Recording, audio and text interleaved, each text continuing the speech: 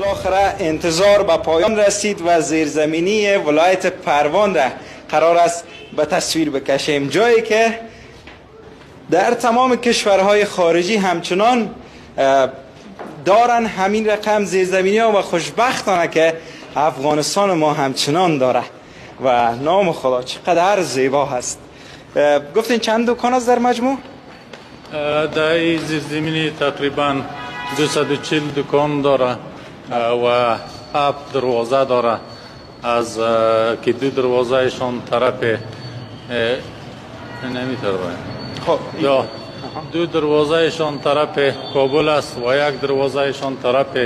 ولایت است و 1 دروازهشان طرف لسه نعمان است و 3 دروازه طرف شمال است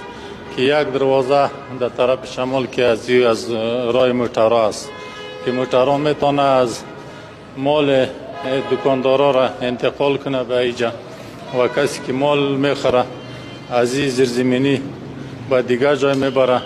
اون میتونه که به موترهای خود مالای خود برسانه. خیلی ببینین چه چیزا اینجا قرار است فروخته شود، به کیها اولویت میتین که بیاین اینجا دکان بگیرن و جنس خود به فروش برسانن؟ نمیجا انشالله که کار زیرزمینی تقریبا 95% پیش رفته، کمی